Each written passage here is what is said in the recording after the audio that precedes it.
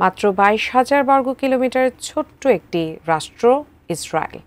আয়তনে ক্ষুদ্র হলেও এই রাষ্ট্রই হয়ে উঠেছে আজ বৈশ্বিক অস্থিরতার অন্যতম কেন্দ্রবিন্দু। দখল, নির্যাতন, গণহত্যা আর পশ্চিমা সমর্থনে বেপরোয়া আগ্রাসনে উত্তপ্ত করে তুলেছে গোটা মধ্যপ্রাচ্য। অব্যাহত দমনপীড়নের মধ্যে দিন দিন বাড়ছে ক্ষোভ, প্রশ্ন আর প্রতিরোধ। অতিষ্ঠ হয়ে গোটা মুসলিম বিশ্বের মুখে শুধু আজ একটাই প্রশ্ন, কবে ধ্বংস হবে এই ইসরায়েল? বিস্তারিত আরিফ হাসানের প্রতিবেদনে।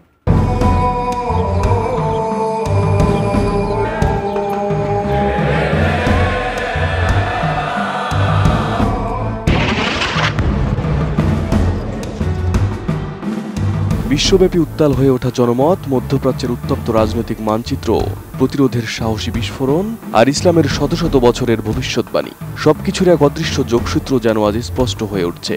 সেই যোগসূত্রের কেন্দ্রে দাঁড়িয়ে আছে একটি নাম, ইসরায়েল।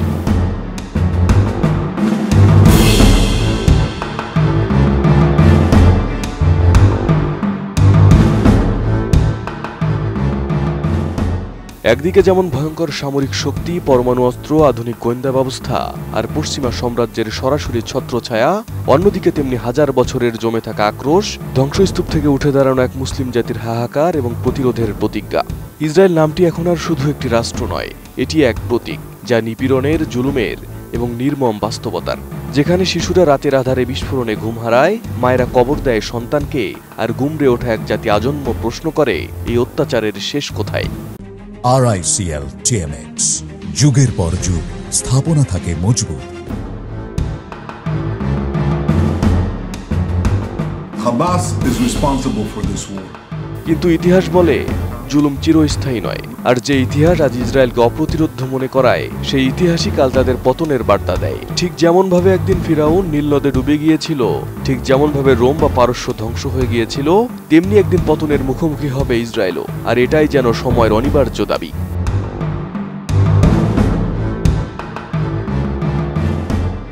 আজ থেকে 1400 বছর আগে নবী সাল্লাল্লাহু আলাইহি ওয়াসাল্লাম ভবিষ্যৎবাণী করে গেছেন। সহিহ মুসলিমে বর্ণিত সেই হাদিসে তিনি বলেছিলেন, কিয়ামতের পূর্বে এক সময় মুসলিমরা ইহুদিদের সঙ্গে এমন এক যুদ্ধে লিপ্ত হবে, যেখানে পাথর ও গাছ পর্যন্ত মুসলমানদের সাহায্যে এগিয়ে আসবে। সেই যুদ্ধ হবে এক পবিত্র যুদ্ধ, যেখানে লক্ষ্য হবে শুধু প্রতিশোধ নয়, বরং ন্যায়ের পুনঃপ্রতিষ্ঠা। সেই ভবিষ্যৎবাণী কেবল ধর্মীয় আবেগ নয়, বরং এক মানসিক প্রস্তুতি, যা প্রজন্মের পর প্রজন্ম মুসলিম জাতিকে প্রস্তুত করে চলেছে।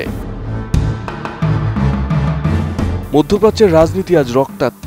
গাজা, পশ্চিম তীর, লেবানন, সিরিয়া, ইয়েমেন, প্রতিটি অংশ যেন বারুদের স্তূপ। হাজারো বাধা সত্ত্বেও চারপাশ থেকে ঘিরে ফেলা হয়েছে ইসরায়েলকে।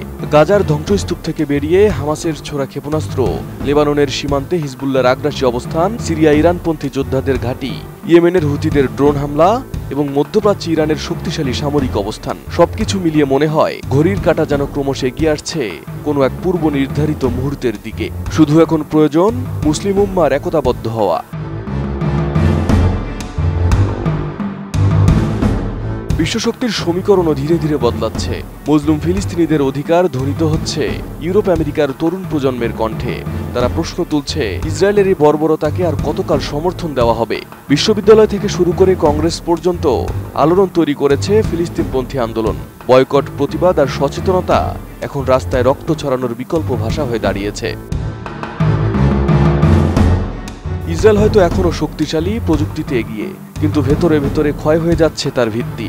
রাজনৈতিক অস্থিরতা, বিচার বিভাগের উপর সরকারের হস্তক্ষেপ, ধর্মীয় গোঁড়ামি, তরুণদের মধ্যে ভবিষ্যৎ নিয়ে আশঙ্কা, সবকিছু মিলে তাদের সমাজে সৃষ্টি হয়েছে বিভাজন। আর এই অভ্যন্তরীণ ফাটল যখন বাহ্যিক আঘাতে মিশে যাবে, তখন ধ্বংস অনিবার্য। অন্যদিকে মুসলিম বিশ্বেও পরিবর্তন আসছে। শত বছরের বিভক্তি, মতপার্থক্য আর ক্ষমতার লড়াইয়ের মাঝেও এখন অনেক জায়গায় ঐক্য তৈরি হচ্ছে। ইসলামী চিন্তাবিদরা বলেন, ইসরায়েলের পতন আসবে ইমাম মাহদী এর নেতৃত্বে, আর তার সঙ্গে থাকবেন ঈসা আলাইহিস সালাম। ধর্মীয় বয়ানে বলা হয়েছে, তখন মুসলিমরা এক অদম্য শক্তিতে রূপান্তরিত হবে। আধ্যাত্মিক জাগরণ, ঐক্যবদ্ধ সাহসিকতায় তারা চূর্ণ করবে দাজ্জালের বাহিনীকে। আর এই বাহিনীর মধ্যে নেতৃত্বে থাকবে ইহুদি শক্তি, অর্থাৎ ইসরায়েল ও তার সামরিক ও রাজনৈতিক অংশীদাররা।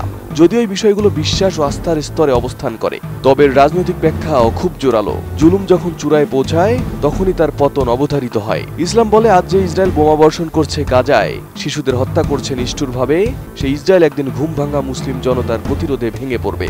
আর এই বিশ্বাস শুধু স্বপ্ন নয়, এটি ইতিহাসের গতি ও আধ্যাত্মিক পূর্বাভাসের সম্মিলিত প্রতিধ্বনি। ইসরায়েলের পতন ঠিক কখন, কোথা থেকে শুরু হবে তা হয়তো অনিশ্চিত, তবে সব আলামত বলছে তা অনিবার্য, কেবল সময়ের অপেক্ষা মাত্র। ইতিহাস চুপ থাকে না, কোরআনের আয়াত মিথ্যা হয় না, হাদিসের ভাষ্য বিলীন হয় না, ধ্বংস আসবেই।